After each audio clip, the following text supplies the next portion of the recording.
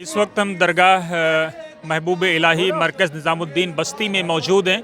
यहाँ पर भारतीय जनता पार्टी के कद्दावर नेता इरफान और अपने साथियों के साथ पहुँचे हैं। जो उत्तराखंड में जो मज़दूर 41 मज़दूर फंसे हुए थे उनको निकालने की प्रक्रिया जारी है।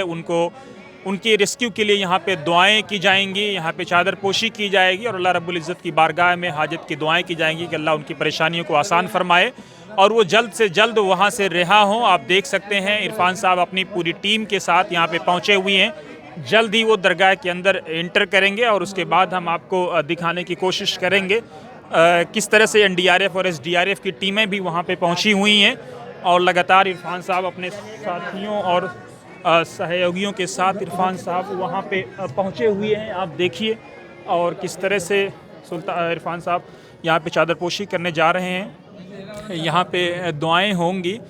एनडीआरएफ और एसडीआरएफ की टीमें लगातार मज़दूरों के संपर्क बनाने की कोशिश कर रही हैं और माना यह जा रहा है कि अगले चंद घंटे भारत के लिए बहुत अहम होने जा रहे हैं, इन मज़दूरों के लिए बहुत अहम होने जा रहे हैं।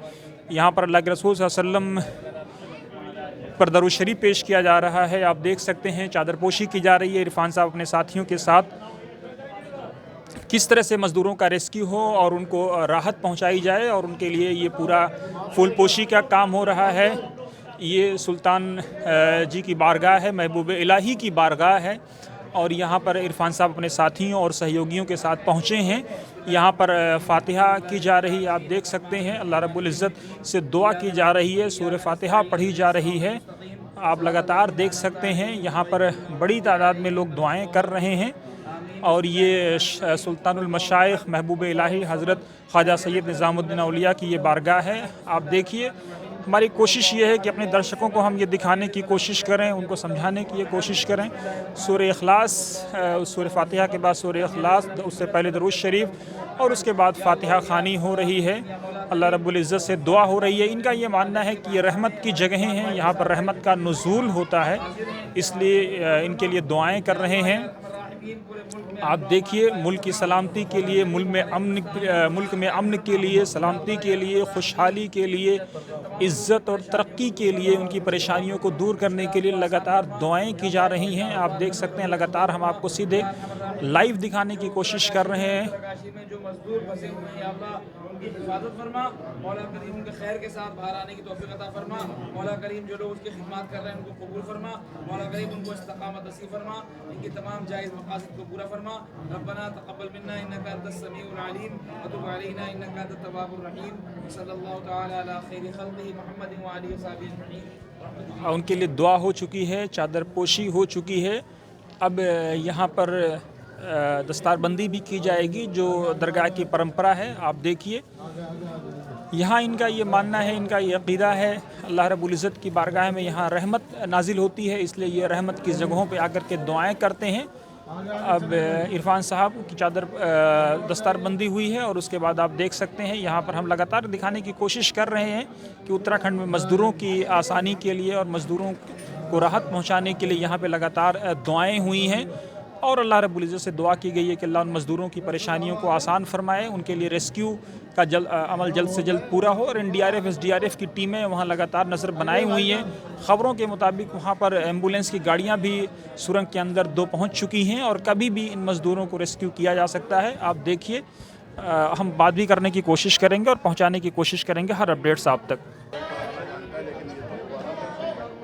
आज माशाअल्लाह अल्हम्दुलिल्लाह हमने जो हिंदुस्तान की बहुत ही मशहूर और मारूफ दरगाह है हज़रत निज़ामुद्दीन औलिया साहब, वहाँ पर हमने जो लगातार 17 दिन से जो फंसे हुए उत्तर काशी की टनल में जो हमारा राष्ट्रीय राजमार्ग को बनाने में अपना अहम योगदान दे रहे थे, अपने खून पसीना बहा रहे थे, वो किसी ऐसी अनफॉर्चुनेटली एक्सीडेंट की वजह से अंदर उसमें फंस गए।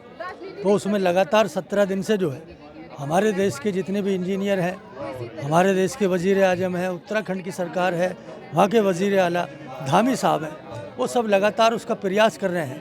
तो मुझे उम्मीद ही नहीं, पूरा यकीन है और आज हमने इतनी बड़ी दरगाह में आकर दुआ की है तो इंशाअल्लाह ताला हमारे जो मज़दूर हैं वो ज़रूर वहाँ से निकलेंगे और खैर व आफ़ियत के साथ निकलेंगे और वो अपने अपने घरों में जाएंगे, अपना चेकअप कराएंगे, जाएंगे तो उनके घर वाले भी जो लगातार टकटकी लगाकर वो देश में जो है वो देख रहे थे, तो आज उनका इंशाल्लाह जो है वो मन्नत पूरी होने वाली है।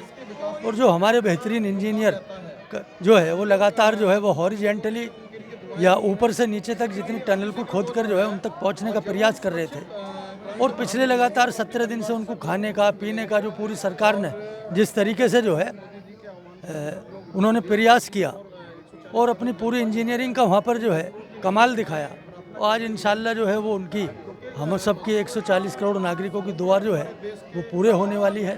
और हमने बहुत ही खूबसूरती के साथ जो है आज सदक दिल से जो है यहाँ पर दुआ की है, तो हमारे ज़रूर माशाल्लाह जो है मजदूर उस टनल से बाहर आएंगे और खैर आफियत के साथ आएंगे। और उसके बाद में जो हमारा वो प्रोजेक्ट है, इतना बड़ा प्रोजेक्ट है वो एक हिमालय की एक बिल्कुल चोटी से जोड़ने का, तो उसमें लगातार फिर हमारा काम चालू रहेगा।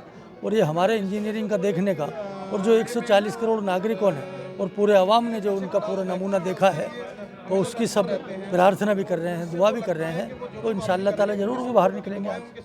साहब क्या कहेंगे? देखिए, ये जो जगह है जहाँ हमें, ये मानवता के लिए बहुत प्रेम की जगह है।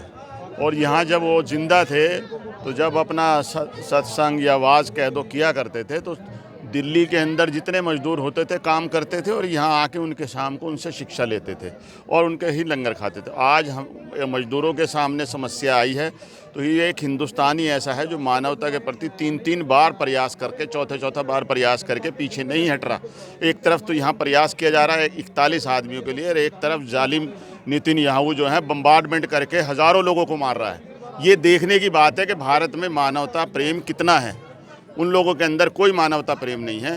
वो तो इंसान मर रहा है, कुछ मर रहा है, कुछ भी, लेकिन यहाँ जो मानवता प्रेम है, आज कल हमारे प्रधानमंत्री ने भी कहा कि भाई इन लोगों के लिए दुआ करो, तो हम भी उसमें शामिल हुए। धर्म का इसमें कोई ताल्लुक़ नहीं। थैंक यू, बहुत शुक्रिया हमसे बात करने के लिए, आपका बहुत शुक्रिया।